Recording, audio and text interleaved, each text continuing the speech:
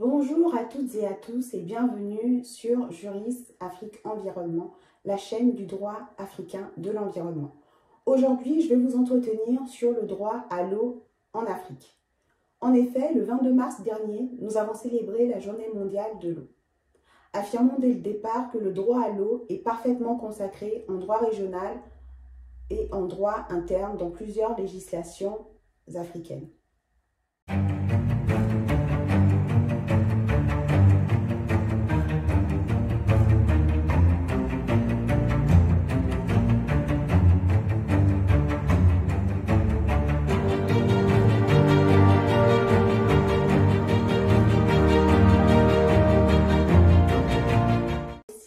Objectif de développement durable, eau potable et assainissement est nécessaire dans l'éradication de la pauvreté, de la faim ainsi qu'au maintien de la santé et du bien-être. Par conséquent, l'Assemblée générale des Nations unies a, dans sa résolution intitulée « Le droit de l'homme à l'eau et à l'assainissement » de juillet 2010, reconnu le droit à l'eau potable ainsi que le droit à l'assainissement. De son côté, la Commission africaine des droits de l'homme et des peuples a, dans sa résolution sur l'obligation de garantir le droit à l'eau de 2015, demandé aux États membres de l'Union africaine à remplir leurs obligations en matière d'accès à l'eau potable pour toutes les populations. Aussi, selon le rapport mondial 2019 des Nations unies sur la mise en œuvre des ressources en eau, la moyenne des personnes ayant accès à des ressources élémentaire d'assainissement en Afrique subsaharienne pour l'année 2015 s'élevait seulement à 28%. Et seuls 3 pays d'Afrique subsaharienne disposaient de données pour estimer le niveau d'accès à l'assainissement géré en toute sécurité. Et ces pays sont le Sénégal à 24%, la Somalie à 14% et le Niger à 9%. Dans le rapport mondial 2020 des Nations unies sur la mise en œuvre des ressources en eau, l'ONU retient que le changement climatique a des répercussions sur la ressource en eau, notamment en Afrique. Le Comité des droits économiques, sociaux et culturels a en 2002 adopté une observation générale numéro 15 sur le droit à l'eau, en précisant notamment le contenu normatif de ce droit à l'eau, à travers 3 principes. Le premier principe est celui de la disponibilité. Cela veut dire que l'eau disponible pour chaque personne doit être suffisante et constante pour les usages personnels et domestiques. Le deuxième principe est celui de la qualité. L'eau nécessaire pour chaque usage personnel et domestique doit être salubre et donc exempte de microbes, de substances chimiques et de risques radiologiques qui constituent une menace pour la santé. Le troisième principe est celui de l'accessibilité, qui renvoie au fait que sans discrimination, toute personne a droit à l'accessibilité, notamment physique. Cela concerne les installations et services adéquats en eau.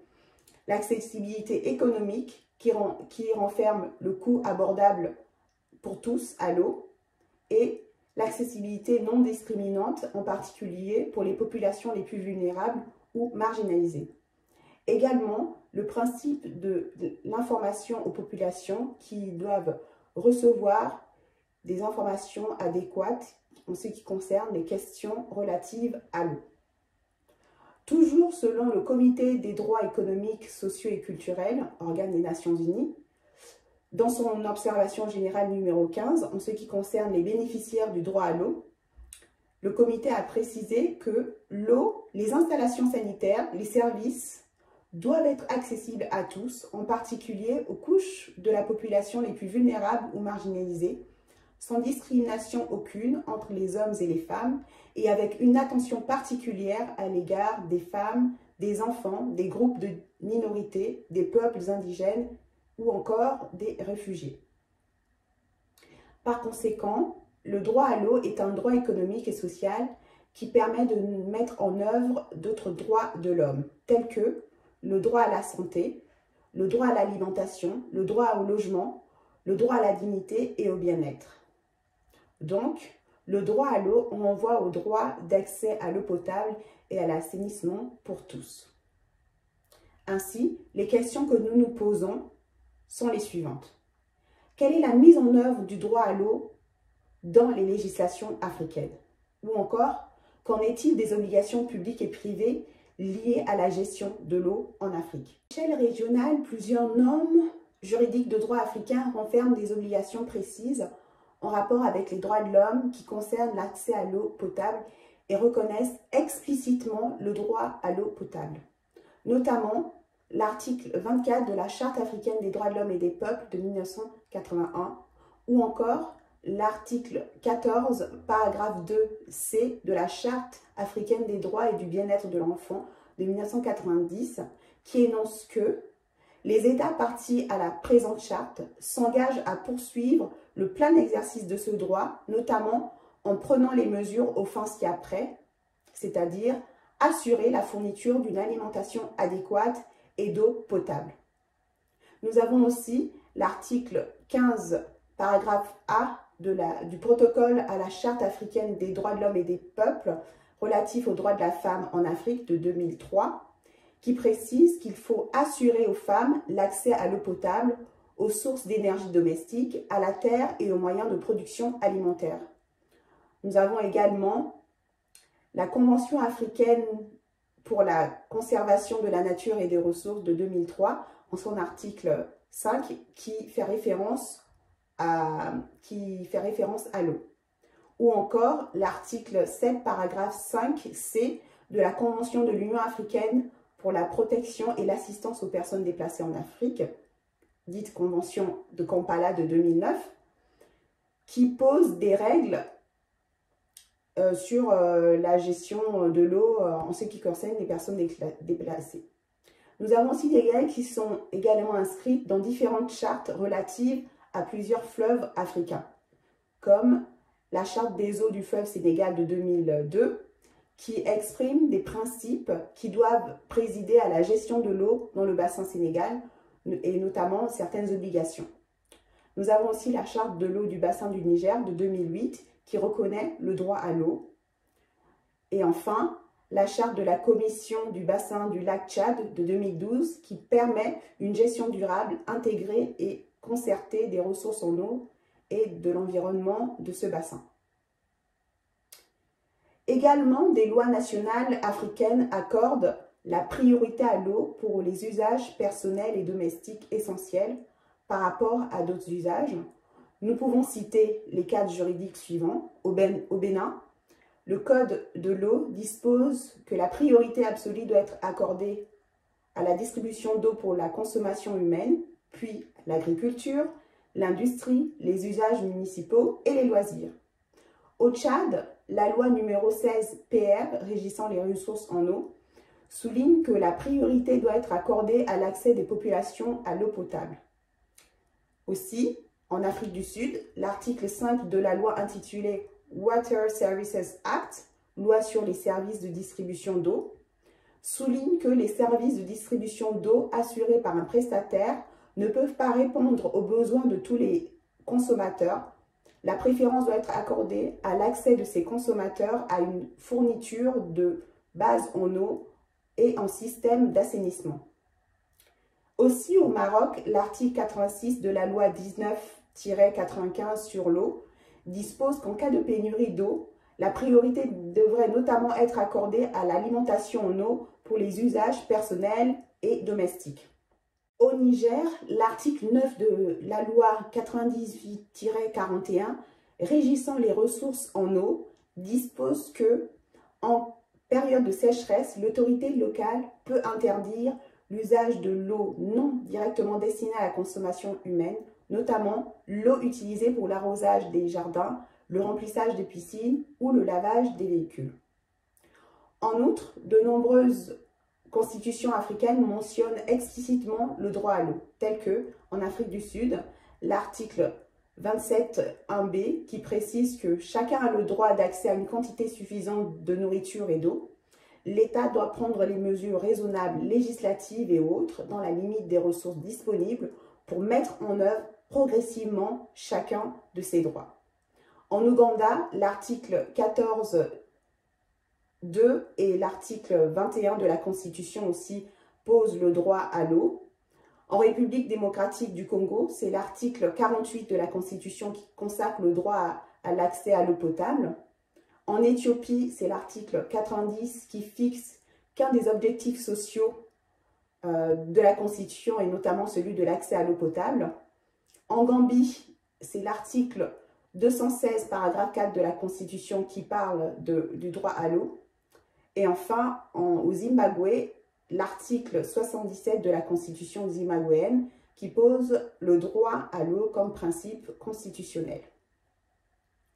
Même si un cadre juridique existe à travers les législations et constitutions africaines que nous avons citées, le droit à l'eau n'est pas souvent appliqué pour plusieurs raisons, notamment par manque de ressources financières ou encore du fait de l'absence de volonté politique ou tout simplement parce que les personnes ou les gouvernements ne connaissent pas l'existence du droit à l'eau ou ne savent pas comment le mettre en œuvre.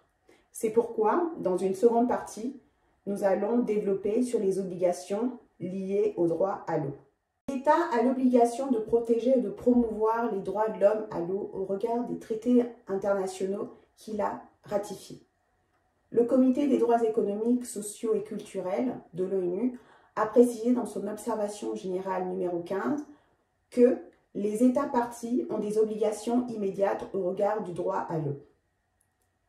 Et le comité exige que les États parties adoptent les mesures nécessaires au plein exercice du droit à l'eau. Cette obligation comprend notamment qu'il soit fait une place suffisante à ce droit dans le système, tant juridique que politique au niveau national, de préférence par l'adoption de mesures législatives, afin de se doter d'une stratégie et d'un plan d'action pour l'eau au niveau national. Enfin, les États doivent s'assurer de la bonne coordination entre les ministères au niveau national et les autorités locales et régionales. Là où il y a décentralisation, la mise en œuvre du droit à l'eau, l'État doit s'assurer que ces autorités locales et régionales ont bien à leur disposition les ressources nécessaires pour entretenir et améliorer les services d'eau et les installations sanitaires. Les obligations incombant à l'État, ainsi rappelées en 2002 par le Conseil économique et social des Nations Unies, relèvent de 3 catégories, à savoir les obligations de respecter, de protéger et de mettre en œuvre. L'obligation de respecter requiert de tout État qu'il s'abstienne d'entraver directement ou indirectement l'exercice du droit à l'eau. Par exemple, l'État devrait s'abstenir de polluer les ressources en eau, d'interrompre arbitrairement ou illégalement les ressources d'alimentation en eau et d'assainissement, ou encore d'épuiser les ressources en eau dont les populations autochtones ont besoin pour leur consommation. Pour ce qui est de l'obligation de protéger, l'État doit protéger en empêchant les tiers de porter atteinte à quelques aspects que ce soit des droits des personnes à l'eau et à l'assainissement. Par exemple, l'État devrait adopter des lois ou d'autres mesures pour que les acteurs privés, industriels, les prestataires de services de distribution d'eau se conforment aux normes relatives aux droits de l'homme en ce qui concerne le droit à l'eau. Enfin, l'obligation de mettre en œuvre requiert de l'État qu'il prenne des mesures législatives, administratives, budgétaires, judiciaires ou autres actions incitatives afin d'assurer la pleine réalisation du droit à l'eau. Par exemple, l'État devrait adopter une politique nationale de l'eau qui donne la priorité dans la gestion des ressources en eau aux usages personnels et domestiques essentiels. Il pourrait aussi définir les objectifs de la fourniture des services de distribution d'eau en mettant l'accent sur les groupes défavorisés ou marginalisés. Ou encore, l'État pourrait prévoir des recours appropriés contre toute violation du droit à l'eau. D'un autre côté, des obligations incombent au secteur privé. En effet, les entreprises et le secteur privé sont des acteurs importants, en particulier les prestataires de services de distribution d'eau qui interviennent directement dans l'approvisionnement en eau. Souvent, les entreprises contribuent négativement à l'exercice des droits de l'homme à l'eau. Par exemple, en cas de pollution, de surexploitation ou d'empiètement sur des ressources en eau que des populations peuvent utiliser pour leur consommation. Dans ce cas, la gestion par les secteurs privés des services de distribution d'eau suscite des préoccupations notamment en ce qui concerne la possibilité de coupures arbitraires et illégales, ou encore le coût des services d'alimentation en eau et d'assainissement, et aussi ainsi que l'accès des groupes vulnérables et marginalisés à ces services en eau. Ce qu'on peut dire, c'est que si l'État a au premier chef la responsabilité de faire en sorte que les acteurs privés respectent les droits de l'homme à l'eau, selon le représentant spécial du secrétaire général chargé de la question des droits de l'homme et des sociétés transnationales et autres entreprises, les entreprises doivent respecter tous les droits de l'homme, y compris le droit à l'eau. Enfin, les entreprises n'ont pas d'obligation directe liée au droit à l'eau en vertu du droit international des droits de l'homme, mais elles ont souvent des devoirs en vertu des lois nationales relatives à l'utilisation de l'eau et à l'accès à l'eau, qui sont mises en œuvre par l'État pour prendre en compte les obligations internationales que cet État-là a contractées. Pour conclure, nous retenons que le cadre juridique du droit à l'eau existe bel et bien en Afrique. Les opérateurs privés et publics existent également et la technologie en la matière est connue de tous. La réalité est autre. En effet, il y a un problème de réalisation et d'accès aux installations. Donc, la problématique du droit à l'eau est avant tout un droit d'accès à l'eau. Ainsi, je pourrais dire qu'une meilleure mise en œuvre du droit à l'eau se traduirait d'une part par une amélioration de la distribution de l'eau potable et de l'assainissement, c'est-à-dire à travers une eau potable de meilleure qualité. D'autre part, une meilleure desserte des personnes qui vivent en ruralité ou encore celles qui sont marginalisées et encore plus des personnes en situation précaire qui n'ont pas accès à l'eau. Ceux qui sont intéressés par la thématique du droit à l'eau en Afrique, notamment pour ce qui est du volet contentieux, j'ai rédigé un article dont je vous laisse le lien en barre d'infos.